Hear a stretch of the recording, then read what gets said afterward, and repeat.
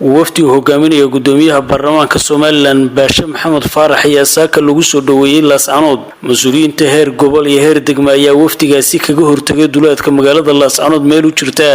dhanka waqooyi 30 kiiloomitir alxamdulillaah rabbil caalamiin wafdigan balaaran ee hogaaminayo gudoomiyaha golaha wakiilada jamhuuriyadda Soomaaliland باشا محمد فارح كم زين حلبانة ذا محمد شاه عبدي يسعيد محمد علمي وحلنا كسور دوادا مجال لاسعانود ساكن السوق قاعدين وبيش طايل حيطون كدومي مجال وانا بتقليو واحد يمشيران حالة دواسك في عنتاي واحد شيء دار كم غشيرنا كله ونسكو وريستون دونا هتلا هدمو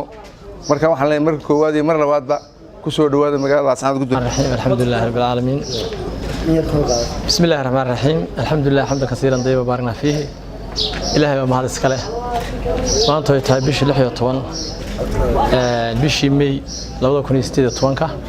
وحنا كسر أن عاصمة قبل كسول لاسعانود حرنت مدحتوية قبل كسول وحنا سوق على وفد بلارن وهجامين يقدميها برلمان كجمهورية الصوماليلاند باشا محمد فارح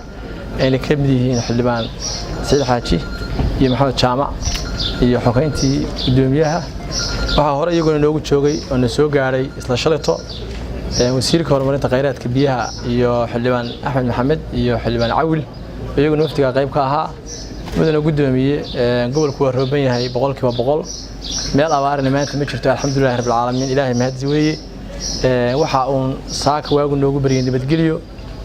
wixii shalay dhacay oo dekro warkada haysa gaarna aan kaaga warrami doono mooyee laakiin saaka waa nabadgeliyo gobolku ku soo dhaw gobolka nabadgeliyo ah maamulkii gobolka iyo kii degmada ilaamihi amniga ku soo dhaweynaya wabillahi tawfiiq ay noogu soo dhaweeyeen degmada haddaan taa ka gudbo wafdigan uu hogaaminayo gudoomiye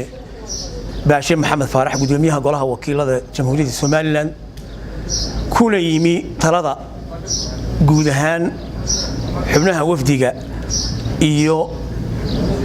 tilmaanta madaxweynaha jamhuuriyadda Soomaaliland Muuse Biixi wafdigani waxay u socdaan hawl gaar ah oo muddo socon doonta oo ay si gaar ah uga qaban doonaan arrimaha amniga horumarinta arrimaha bulshada iyo dhammaan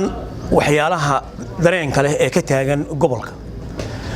waxaana ugu horeyn doonta hawsha muhiimadda koowaad ee ay gobolka ka qaban doonaan hadda waxa weeye gurmadka loo gurmanayo ciidanka qaranka si loo ilaaliyo amniga guud ee qaranka iyo qarannimada iyo jamhuuriyadda xuduudaheeda mar labaad iyo mar saddexaad ba waxaan u mahad celinaynaa xubnaha gobolka iyo degmada ee nagu soo dhaweeyay wafdigani wuxuu ka kooban yahay 12 xubnood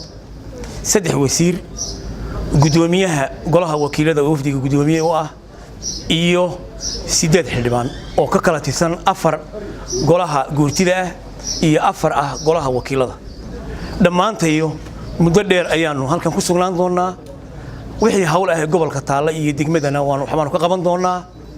wixii iswaraysi iyo war dambe ahna maalmaha soo socda iyo goobaheeda ayaynu ku kulmi doonaa sida iyo nabadgelyo socdaalkan ayaa waxa uu ku soo beegmayaa xilli dagaalo ay ka dhaceen shalay deegaanka Tukaraq ee gobolka Sool halkaas oo ay ku dagaalameen ciidamada Soomaaliland iyo Puntland Cabdikariin Nolol SBC magaalada Laascanood